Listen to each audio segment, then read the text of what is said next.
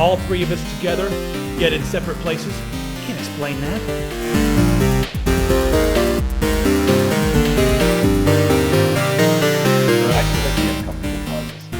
Yeah. All right, so we've got Qain and we've got Wendell. Wendell, how's it going? Not too bad. Same old, same old. Back at home base. We've got New York City there, and then we've got the woods. So we've got a lair, the woods, and New York City. We've pretty much got everything covered right now. This is quite ridiculous. All right, you guys ready to jump in and answer some questions from the community? Yes. Excellent. Sure. All right, first question. We've had some sponsors lately. Corsair and MSI sponsored us when we went out to PAX. And then recently we've had Squarespace sponsoring the tech. So we've had some people, most people, I'd say 98% of the people on the website seem to be pretty cool with this, and they understand that that's the way the world works. Sponsors contact us, and then we look at their offer, then look at their product, make sure it's something that's not going to screw you guys, make sure it's something that maybe some of you guys will use, maybe some of you won't. But we have received a little bit of blowback from that, so I wanted to discuss that. And here's a question from Caribou Lou. Caribou Lou, I imagine you live in the forest too. That all rhymes. So does Shoe.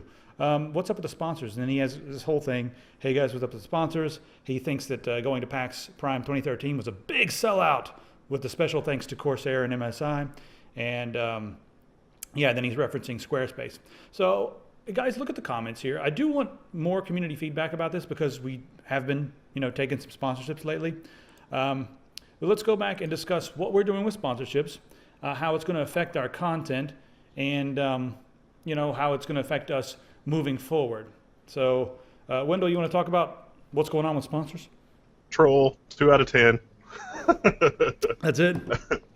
Well, I mean, we have never not had sponsors. It's just that a lot of the time the sponsors can use the self-service dashboard on Google, and so they can buy and target ads on the site and in videos directly through Google Ads. It's just we've had a few sponsors that want to do ads directly with us, not through Google, which is better for us because we get a bigger cut.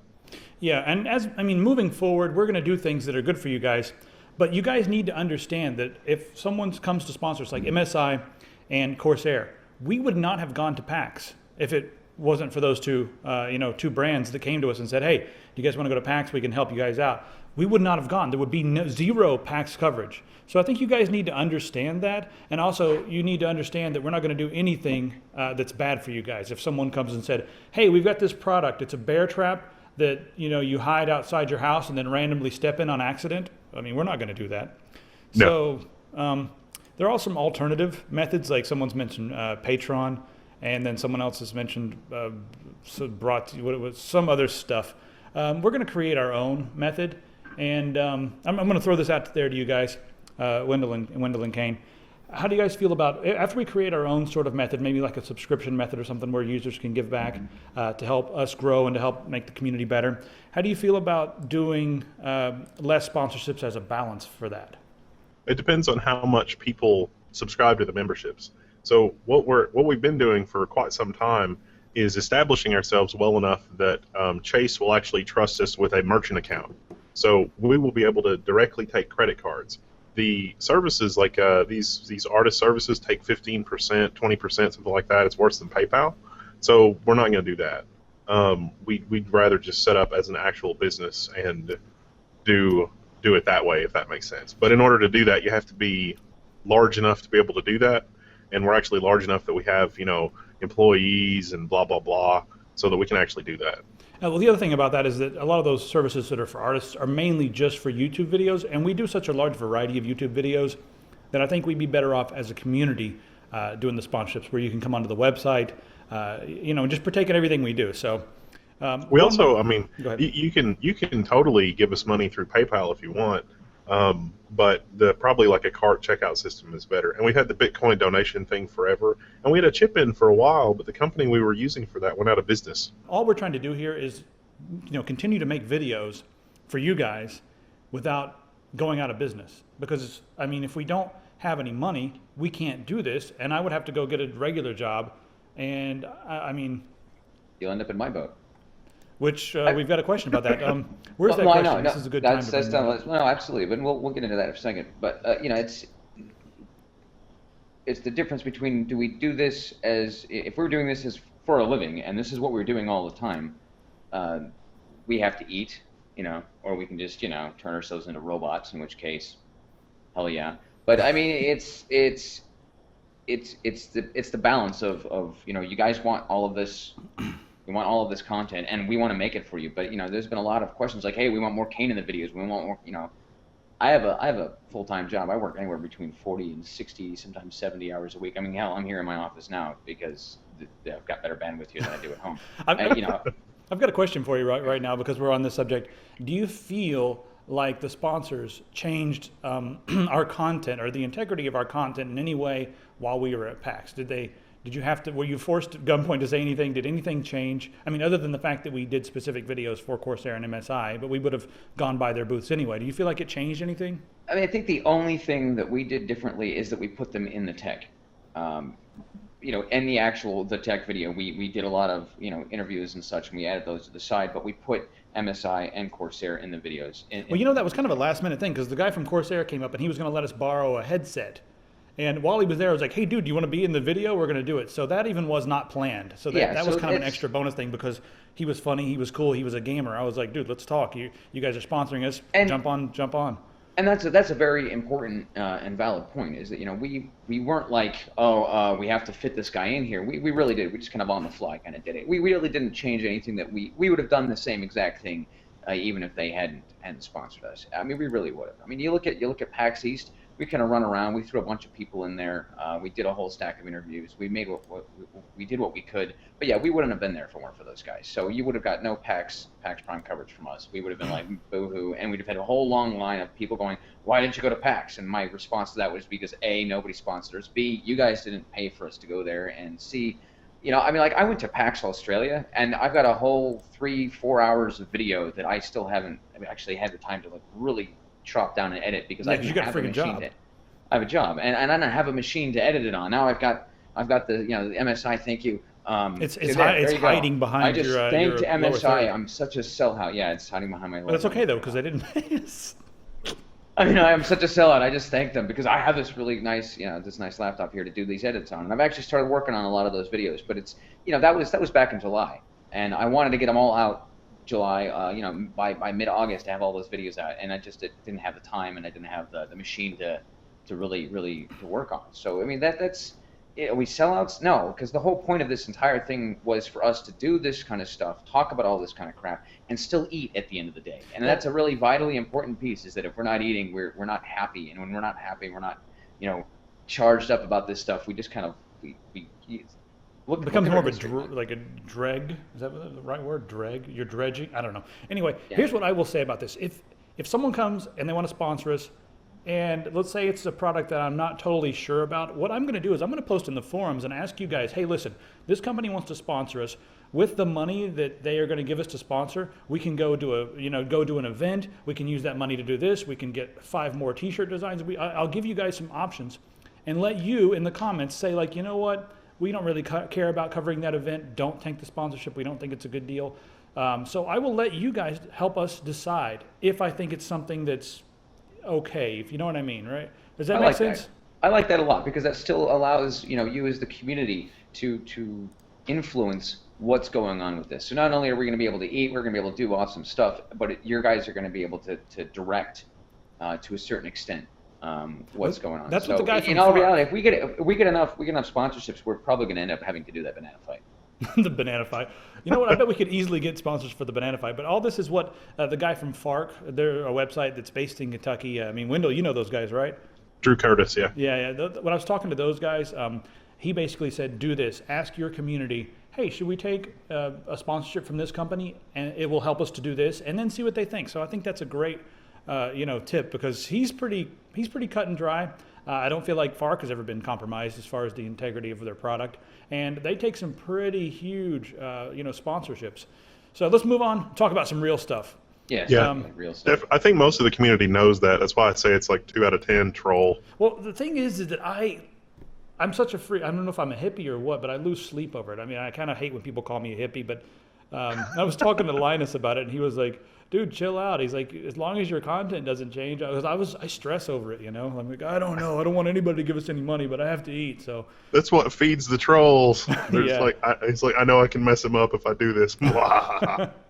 All right, somebody wants to know about shirts. Wants to know if you can pre-order shirts. I ordered like 300 more shirts. They'll be in the store this week, so just keep looking for new shirts. I do want some new designs, and I think I may have a design contest, and we'll give away something, but I'll think of that soon. So if you have some ideas for designs, well, we can go ahead and start thinking of them, maybe drawing them up, and then we'll get some new designs going. Excellent. There are several ideas for new segments. So I guess we'll talk through these new segments and see if any of them stick and see what everyone thinks about them. All right, so we do a lot of like a build your PC or build a PC type stuff. And Benno Tidy, I don't know how you say this. Benno Tidy.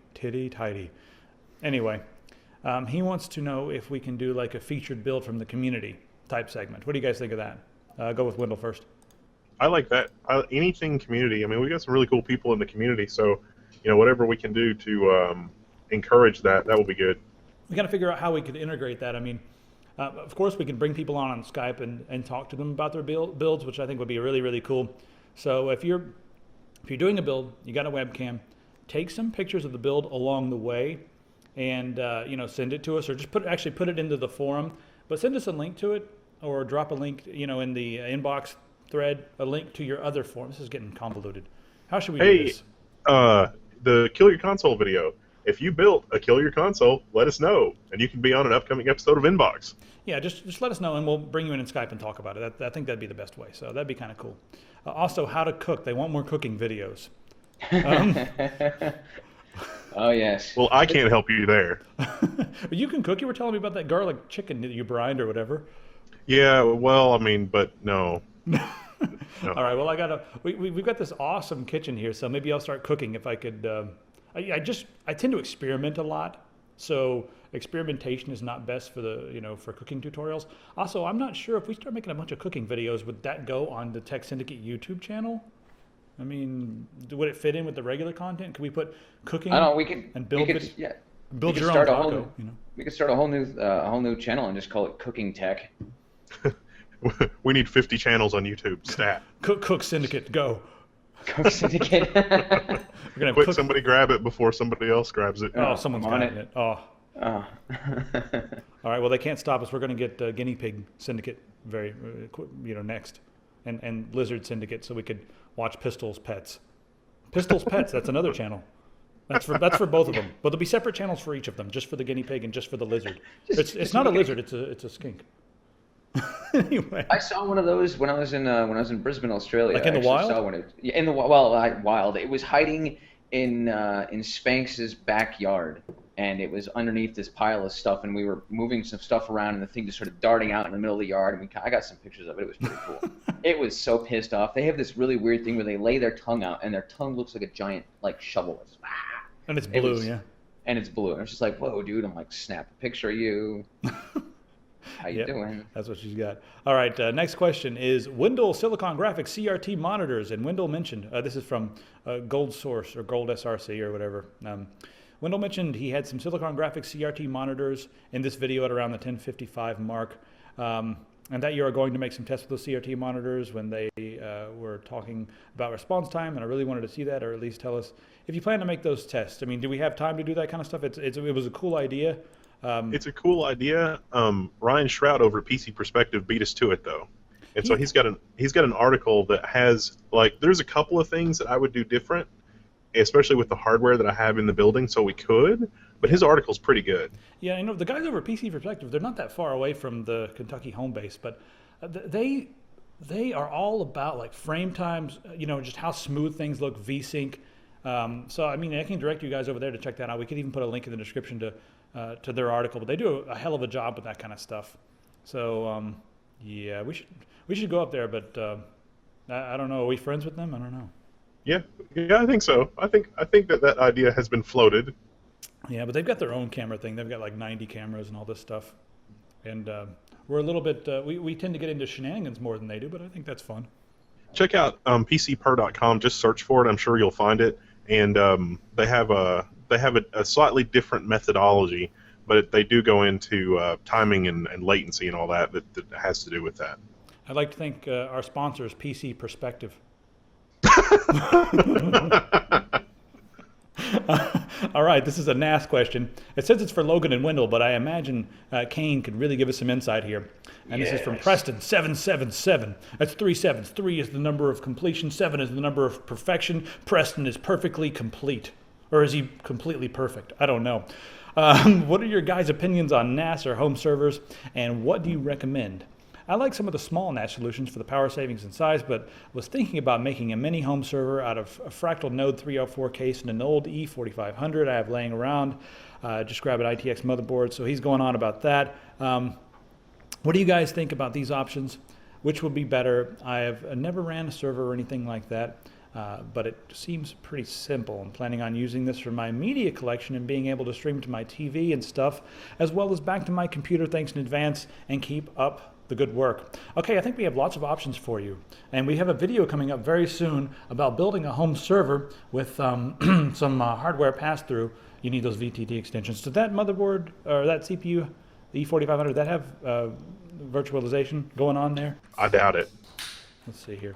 I'll get it pulled up. Well, I mean, if he's building it specifically as a No. he's dedicating it as a NAS, it's not going to work exactly the same way as what we were discussing before. Yeah, about well, what I you mean, mentioned, but I was thinking maybe he could do the media server with pass through, and then he could run a bunch of virtual machines or whatever, like in the video that we have coming up very soon that we've shot. And Not with Well, his I mean, hardware. He'll have well, to you- run FreeNAS and then the jails. Now with the jails plugin, you can run the jails plugins and have a media appliance inside FreeNAS, but you're going to be running FreeNAS on the bare hardware.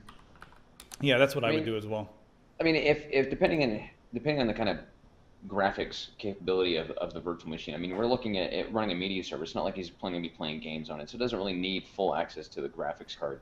So I mean, he could put ESXi on there, put FreeNAS in one of the VMs, and then run just Windows, or you could load up, what is it? What's the XBM? Yeah, Xbox Media Center, yeah. Yeah, and I know that there's a couple of like Linux versions for that stuff that you could actually load up into another VM, and it doesn't require a lot of graphics kit power that I think you could still run into a TV. I mean, the TV is only going to run 1080p, but it's not going to be like rendering stuff in big time. So I mean, I don't know. I'd have to take a look at what The E4500 doesn't support virtualization at all. So it wouldn't even really work. I mean, well, Don't that think so. sucks.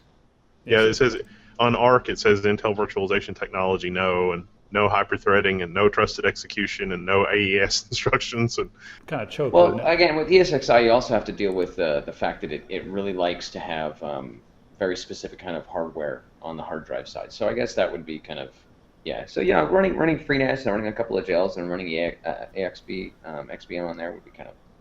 I'd like to see if that would actually work. I have to check that out. honestly, XBMC on a Raspberry Pi, if you get the license to do the hardware accelerated video decoding, is amazing. What's that cost? Like $5? Yeah, it's $5 for the license and $35 for the Raspberry Pi. Yeah, just spend the freaking $5. It's $40 in total. You get a Raspberry Pi. We'll throw some links in there for you, so you make sure you get that. That'd probably be the best thing to do. FreeNAS, Raspberry Pi, Xbox Media Center, with the $5 codecs, and you're good to go. Everybody concur? Doctor, Yes. do you concur? R. All right. Next. Yes. I'm just going to move right along then. I was just fulfilling Nugget 9711's request. Like, what are you doing? I can make some Dr. Claw noises from in here. Let me bring you up on the screen here. Next time, gadget. Yeah. Okay, so next question. I want your opinion on my idea. I would greatly appreciate it if Logan and the Tech Syndicate team would look at my idea for a textbook briefcase PC. I would also like everyone's opinion as well. So he's got this. Let me bring this up here. This build Briefcase. Where'd it briefcase go? PC. Oh yes. So he's drawn the schematics here for a briefcase PC. Did he look it over my shoulder in a freaking coffee shop? I brought this up because Qain. I've accidentally opened Firefox. Hold on a second. So Qain, you've been playing around with this idea since like the last 5 years? You keep mentioning you want to build a briefcase PC, but you've got a regular job and too many things going on, so it hasn't happened yet? Well, it's the regular job, too many things going on, and this guy's got like water cooling. That's be kind of interesting. I don't know if I would trust water cooling in a portable system. But no, that was my other thing. Was I was looking at getting a full-size GPU and all that other kind of jazz, but running the whole thing on some really high-powered batteries, so we could actually take it portable and not have to worry about plugging it into anything to make it work. But I also had a whole lot of other ideas that were going to go into it. But yeah, no, it's very possible. People have done it already all over the place. That Lee and Lee, I've got a video on this coming up this week. So this case, right? Can you see the Lee and Lee PC-TU100? It's the little, it's tiny. It's an ITX case. Why couldn't we just try to mount a battery to the bottom of that? Because it's completely small and it's got a handle and it's got a brushed aluminum outside. It looks nice. Yeah, no, I mean definitely you could always once the batteries can be mounted pretty much anywhere as long as you got them well contained. Because to get the kind of power you need, you're either going to be running with a car battery, just for the longevity and the actual power output of the battery, or you're going to be running with some really really high powered lithium polymers, which are awesome if they get damaged in any way. There are OEM Haswell motherboards now that don't have a 24-pin power connector. It's just 12 volts only. And all the other voltages they get by just having regulators and their own voltage conversion circuitry on the board. We could combine a 12 voltage supply with one of those OEM Haswell boards and have something about this size. But this form factor is very similar to the Fractal Node 304. The Node 304 is maybe about 20% bigger than this because it's got all the drive bays, but I mean, it's a really similar form factor. Yeah, I almost feel like ITX is making this somewhat of an obsolete idea, but I guess the big idea is the fact that you can fold it up and carry it around with you. It's just like it's a really fat, powerful laptop, essentially. But even then, laptops are becoming so powerful. I mean, Gigabyte's got some really powerful laptops on the market. MSI, the laptop that you've got, Qain, This thing is heavy as hell, too. Yeah, I mean, it's probably as heavy, if not heavier, than a briefcase PC would be. So. Well, I mean, I guess you got the briefcase involved, but when I stick it in the backpack, I mean, it barely fits in the backpack that I got, and this thing weighs a good 15, 16 pounds. Now, with the batteries on these are designed to run this kind of system. The batteries that I was looking at for the briefcase PC were like 5 pounds a piece, and they had like 300 watt hours. I mean, they were pretty beefy batteries, but they were like 5 pounds. So you throw one of those in there, you're already adding 5 pounds to the entire stack. I don't know. I think we should just build it just for the hell of it. I'm all for that. I've got an Android system that has a built-in. It's a 2 gigahertz quad core, but it's like maybe 5 inches square, and it's got its own built-in lithium polymer charge circuit. So with that plus a touch screen plus a whatever, it wouldn't even be a briefcase. It would almost be like an organizer folio computer, but you couldn't do much with it. Great. If he just wants to be able to take this thing places and plug it in, knock yourself out. You'll have no problems doing that whatsoever. If you want to make it portable, the batteries are going to be a pain in the ass. We need to figure one of these out and make it with a battery, just because it'll get shared all over the web. Like, hey, look at what these idiots did. They made a totally ridiculous thing. People love totally ridiculous things, even if they're impractical. So we should make this totally ridiculous thing. I'm all for it. I've already got the specs. I've already got the designs. I almost brought them with me. They're in my notebook. I remember for a while, you were telling me that you wanted to do this exact thing, and you wanted to do it with what was it, like 2 motherboards? You could have 2 different systems in there? What did you want? My original idea was I wanted to have a portable machine that had 2 completely separate systems inside of it. That would be, one would be running a Windows OS and the other one would be running a Linux OS. And the Linux OS would be doing a certain task and would be able to basically manage all of your like Wi-Fi connectivity and networking and all that kind of jazz, and actually run as this underlying system, but have the full capability of being a Linux machine to do anything I wanted at any given time. That was a few years ago. Now we can just use virtualization to do all that. And now after talking to Wendell about the virtualization extensions and actually loaning ESXi and then loaning multiple VMs, I'm like, oh, that solves that problem. No, I mean, it's a great idea, and it's like I said, it's about application. What are you going to do with it? If you just want it for yourself to goof off and have fun with it, knock yourself out. It's great. So my ideas were way out in left field that I won't go into. Yeah. All right, let's move into the next thing. All right, this is about encryption. Hey, Logan and crew, with the current level, this is from Brave, by the way, with the current level of snooping, eavesdropping, and whatnot, could you please give a guide on encryption and data security from safest way to encrypt your personal data to secure VoIP and email, i.e. other than Skype and Google Hangouts? With all the noise and big players giving the keys away, it would be nice to see what other viable alternatives are out there. Well, here's my thought on this.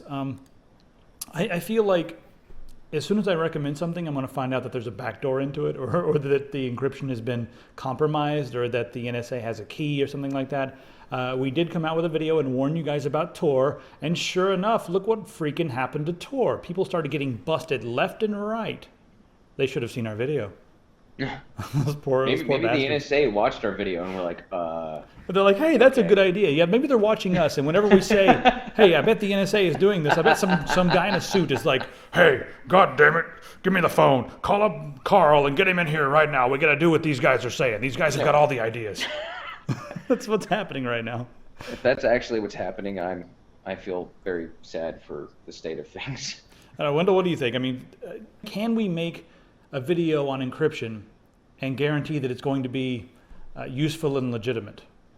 No, encryption, what he's asking is really a process. It's not like you can just buy some magic product and be okay. You're going to have to learn to memorize a lot of information.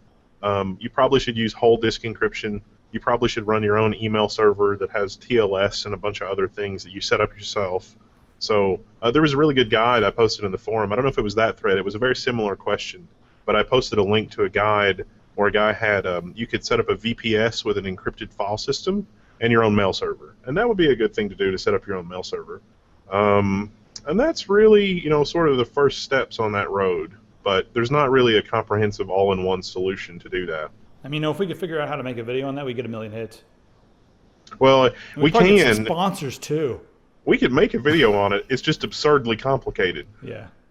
I think that's about as much of an answer as you're going to get in this in the inbox here. It's got a functional point there. It's going to be absurdly complicated. So in all reality, do you guys want an absurdly complicated video about this stuff? I mean, like to the point where you're going to basically feel like you're sitting in a lecture hall taking a class on this. That's how complicated it's going to be. That's you say that, but you also have to remember that if we're going to give these guys an absurdly complicated video, we have to outline and create and research for this absurdly complicated video. Which is why sponsors are very nice, because they allow us to actually take the time. Yeah, that's another thing, is that back to that whole sponsor thing. It's like the amount of time it takes to set this up. I mean, we had to go through and dig up all of these questions in the inbox, and I say dig up, but we had to go pick out all of these questions, and we have to stop and we read them. This all takes time. Prep work for this stuff. I don't think people understand all those things, but then again, a lot of people have never done anything like this. I would love to be able to do this stuff on the fly. Yeah, maybe we'll get there sometime. We need to hire TrueCrypt. TrueCrypt is the easy, low-hanging fruit. That's a whole disk encryption. Just get TrueCrypt. There you go, TrueCrypt. Write your own. No. Well, that would be better. Yeah. All right. Last question for this inbox. All right. Is CompTIA A+ certification a joke? And there's a lot of discussion going on about this. But they want to know if, taking the certification is a joke. It looks like they're being offered A+ certification classes in their school there. Wow, it's in their high school. Do it. Dude, Absolutely, if you can freaking take A+ in high school. Like, when I was in high school, they offered Cisco cert classes, and I was like, duh. Yeah, I mean, just do it. Take it. Get the freaking piece of paper. Do you know how much that will help you in the real world? Even if you already know everything, there's a particular thing or a particular way they want you to do everything. You're like, well, I know a better way. They don't care about the better way. They want you to do it the way that's in the textbook. That's fine. Just go in there. You may glean something. And also, the best part about taking a computer course, in my opinion, is the fact that you will be surrounded by peers who perhaps know as much or more, or perhaps they will have some esoteric knowledge that you didn't have, and you'll be able to share and glean from them, and it will be wonderful. No, seriously, absolutely do. No, he's right. No, but if you're in one of if you have the option to take this stuff in high school, absolutely do it, because 9 times out of 10, and everybody I've spoken to, 9 out of 10 people that I have spoken to that have this option. That like the top 2, maybe sometimes even to the top 3 grades in the class get to take the test for free. In which case, you basically get to your A+ certification for free. And I'm like, just do that. Absolutely do that. Let me say something. I do not have a certification. I kind of wish I did, but I'm more of an entertainer than a computer nerd. I'm an entertainer who got really sick of the entertainment world and decided, hey, I want to hang out with nerds instead of these morons that are making movies and stuff. So that's where I come from. I took a lot of screenwriting courses and that sort of thing, and just got really bored with it all. But I really do wish that I had taken some of these courses, because just sometimes a sheet of paper would have been handy. I don't have a college degree either. So I don't wish I had a college degree. I really don't care about that for what I'm doing with my life. But the library helps a lot. But really, the people that you meet in these classes could become people who become either work partners in the future, long-term friends, people you can go to LAN parties with, people you can share information with. That is the main thing. And for me, when I was in screenwriting and creative writing classes, I met some people that I was able to work with in the professional world in several different projects. So do not forget about all of that sort of thing. It's all about, who you meet, who you know. And, if someone you meet and becomes friends with starts to go somewhere and they need help, they might call you. So what do you think about all this, Wendell? Because I know you're the one who's had the most training, professional training in colleges and that sort of thing. It depends a lot on what you're going to do, because if you are going to do something really high level, A+ is probably not going to help you because it's too low level. But if you're, as young as you are, it won't hurt. It's not anything bad. It's kind of an industry standard cert. It's not a really good test of knowledge. It's not really even all that comprehensive, and it's not really even all that difficult. But it is a piece of paper that is valuable to some businesses, and is a way that they can look at it and be like, this person probably knows what they're doing, which is a little scary, actually. I mean, not really A+ certification, but some of the Microsoft and Cisco certifications is like, oh yeah, he's totally got his Cisco certified network administrator thing, and it's like, no, we're not letting him anywhere near anything. No, it's bad. To add to that real quick, I cannot tell you how many times I've met different people in the world, and they have 10 certifications, and I'm over there doing stuff, and they're asking me 50 questions, like, how did you do that? What is this? Why is this happening? How did you plug that up? Stuff like that. What is this little bit right here? Does that come off? I'm like, no, that does not come off. Don't touch it. It's it's kind of scary, but yeah, make sure when you're learning the A+ stuff that you're getting the context and why it is the way that it is, and not just rote memorization, because if it's rote memorization, you're not going to understand what it is you're learning. But that's true for any profession or any skill set or any knowledge at all. If it's just rote memorization, yeah, you're just A in, A out. I mean, it's that's normal. I mean, but you really, if you have a passion for this and you want to do something, that's something that definitely, you're in high school, absolutely take it. And some high schools offer big networking courses, or it leads into it's a prereq, so to speak, that leads into other more advanced computer classes or whatnot. Like I said, I didn't take A+ until I was till out of high school, but I took it and I passed it. I was sleeping in the test, but I had to deal with a lot of people who were all very much on they could recite the textbook, and I'm like, well, what about this practical application? Like, oh, that never happens. I'm like, 12 times in 6 months. Yes, it does. Don't. Yeah, it never happens. Well, I knew how to do it, and I helped fix things. You would have been calling me. So yeah, no, it is it's something. It's definitely not a joke. But it's not if you're going to be some high-end network or system admin or an engineer building networks or building system architecture or putting out a fleet of 500 servers, it's not going to help you. But it would definitely help you land a job in high school. I mean, you could probably get a job working at local computer store. Hell, you could even just say, hey, I've got an A+ certification, and start your own little entrepreneurial business. We're going, hey, I'm going to start fixing computers in my neighborhood, and have friends, parents, whatever, pay you to fix their computers, which I know several of our members have actually done that. So yeah, regular people love to see stickers on doors that say certified. They don't know. They don't even know what it means, but they're like, hey, these guys are certified. Let's go to them. They got a guarantee thing on their sticker. Never mind. So that's the end of this episode of Inbox. The next episode of Inbox will be even better, maybe. I'll just leave you guys hanging. You guys should all subscribe. If you do not subscribe, I'm going to tie you up with ferns. That's right, the plants. And if you're not allergic to ferns, I'll find something that you're allergic to, and I will give you those as an escape line. So in order to break free of the ferns, you're going to have to grab whatever plant you're allergic to and use it to escape. You know, poison ivy works really well. I'm not allergic to poison ivy, so I never bring that up. I used to chase people around on the playground with poison ivy. Do you remember that, Wendell, when I used to do that at MCA? Yeah. Yeah. I remember it freaked everybody out. Even like, the principal came out there to yell at me, and I ate the poison ivy. Well, that's probably not a good idea. Well, yeah, it bothered everybody. I got a stomach ache. So that's how we'll end this video. Subscribe. I'll see you guys next time.